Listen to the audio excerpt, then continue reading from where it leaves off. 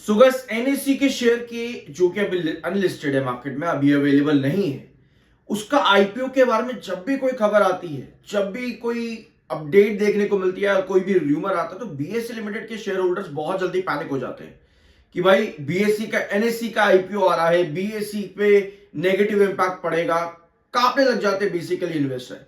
ऐसा है क्यों? और इसके साथ में अब कल मेरे पास एक कमेंट आया था कि सर एनएससी का आईपीओ आ रहा है, इसका बारे में कुछ अपडेट है मार्केट में, अब बीएससी का क्या होगा, क्या बीएससी गिर जाएगा? लेकिन मार्केट में एनएससी का आईपीओ को लेकर के फिर से न्यूज है, बट आज के दिन बीएससी उसके अगेंस्ट भाग रहा है। जो इन्वेस्टर का डर है उसके अगेंस्ट बीएससी चल रहा है। अब ऐसा क्यों है? क्योंकि इसके पीछे एक न्यूज है, समझते हैं यहां पर उसी न्यूज को। कल भी मैंने आपके साथ ये वीडियो अपलोड किया था, कल ही परसों के दिन में।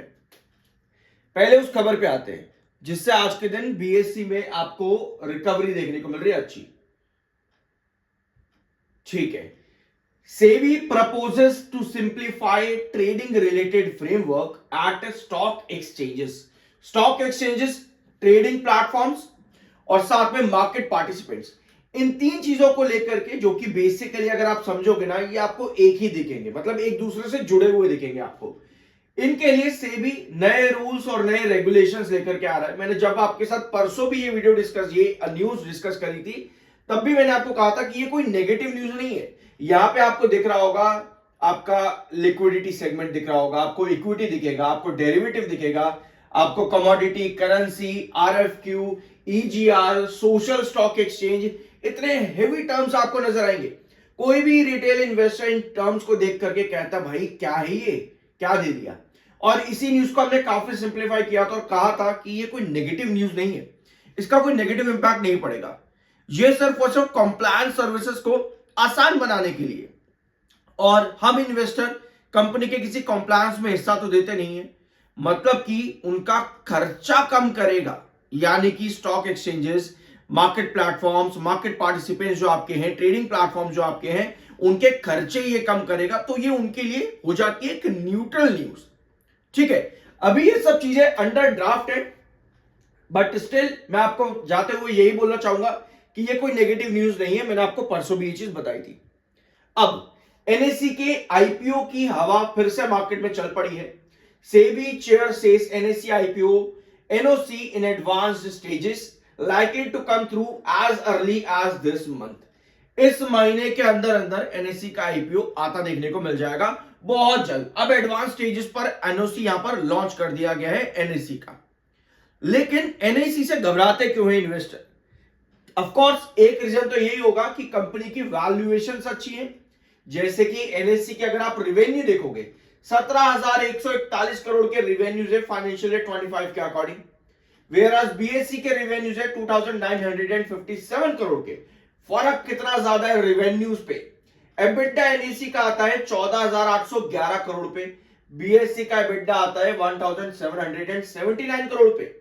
प्रॉफिट आफ्टर टैक्सेस एनएससी का आता है 12,188 करोड़ पे, बीएससी का आता है 1,322 करोड़ पे, and so on. Her aspect पर आपको एनएससी जो है स्ट्रॉन्ग देखने को मिलता है in comparison with BSc limited. Of course जहां पर वैल्यूएशन ज्यादा होगी, रिटेल इन्वेस्टर भी वहीं जाना पसंद भी करेगा। लेकिन क्या इसके लिए बीएससी को कोई खतरा हो जाता है? खतरा वॉल्यूम्स का रहता है, बट अभी जब तक कंपनी लिस्ट नहीं हो जाती तब तक कहां से वॉल्यूम्स आ गए? तो इसका मतलब यह है कि इन्वेस्टर अपने आप में ही पैनिक करता रहता है कि भाई एनएससी का आईपीओ आ रहा है। जब उसका आईपीओ आएगा, मार्केट में लिस्टिंग हो जाएगी, वॉल्यूम्स जब आएंगे वहां पर, तब इंपैक्ट पड़ सकता है बीएससी पर। लेकिन अनलेस एंड अनटिल जब तक वॉल्यूम्स ही नहीं आ रहे, जब तक लिस्टिंग ही नहीं आ रही, तो वॉल्यूम्स कहां से आएंगे, तो इंपैक्ट कहां से आएगा? तो पहले से ही पैनिक होना एक रिटेल इन्वेस्टर की आदत है, और ये आदत सोशल मीडिया और ज्यादा बढ़ाता है। आई गेस कि ये पॉइंट आप क्लियर यहां पर समझ चुके होंगे। तो ये कुछ खबरें हैं बीएससी और मार्केट से रिलेटेड। अपार्ट फ्रॉम दिस, अब इन्वेस्टर्स का जो ध्यान है वो रहेगा क्वार्टरली रिजल्ट्स पर कि कंपनी कैसे रिजल्ट्स प्रोवाइड कर सकती है। सितंबर में कंपनी ने बहुत ज्यादा इन्वेस्टर्स को निराश किया। सिर्फ और सिर्फ 31.36% की ग्रोथ पर कंपनी खड़ी हुई। ऑल्दो कंपनी की आदत अच्छी ये है कि हर क्वार्टर में बीएससी बेंचमार्क्स लगाता है, लेकिन ग्रोथ परसेंट एक्चुअल में मैटर करता है। जो कि कंपनी का ऑलमोस्ट आधा हो गया था सितंबर में।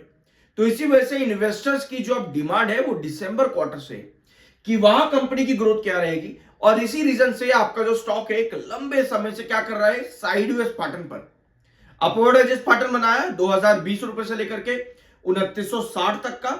उसके बाद 2720 2620 ये आपका साइडवेज पैटर्न चला हुआ है, आज भी उसी पैटर्न के अंदर है। जब भी आपको ब्रेकआउट मिलता है सेलर्स एक्टिव हो जाते हैं। टेक्निकली स्टॉक न्यूट्रल है, 55.3 का एमएफआई है, 48.5 का आपका आरएसआई है। अब जो सेबी नए रेगुलेशंस लेकर के आ रहा है आपके कॉम्प्लायंस सर्विसेज के लिए, इसके बाद बीएससी में तेजी आज के दिन देखने को मिली। सब्सक्राइब कर दिया करो, पैसे नहीं लगते इस चीज के। आई एम NISM सर्टिफाइड, मेहनत लगती है वीडियो बनाने में, एक सब्सक्राइब करने में कुछ नहीं जा रहा किसी का, ठीक है। ये है 2620 और ये है 2720।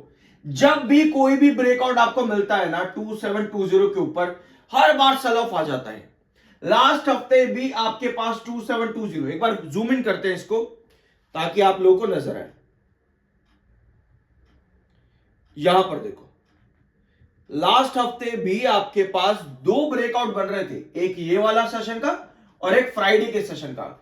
लेकिन भैया सेलिंग रुकती नहीं है जब भी 2720 क्रॉस हो रहा है। आज भी 2720 क्रॉस हुआ है। अभी मिड डे में अभी हमें सिर्फ और सिर्फ लगभग 11:30 ही बजे अभी, ठीक है।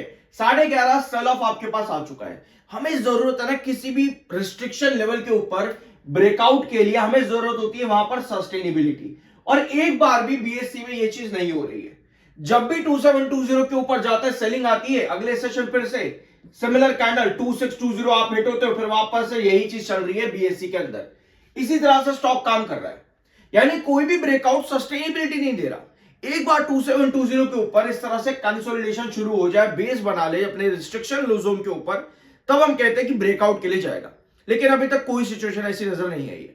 तो हमें सस्टेनेबिलिटी चाहिए 2720 के ऊपर, अनलेस एंड अनटिल आप इसी तरह से एक स्विंग के अंदर घूमते रहोगे, जिसको एक साइडवेज पैटर्न भी कहा जाता है। तो ये अपडेट्स बीएससी और एनएससी से रिलेटेड।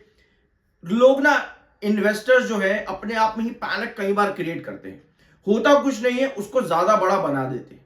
तो उसका इंपैक्ट पैनिक सेलिंग पर पड़ता है, और पैनिक सेलिंग जब होती है तो स्टॉक पर भी इंपैक्ट उसका बेरिश आता है।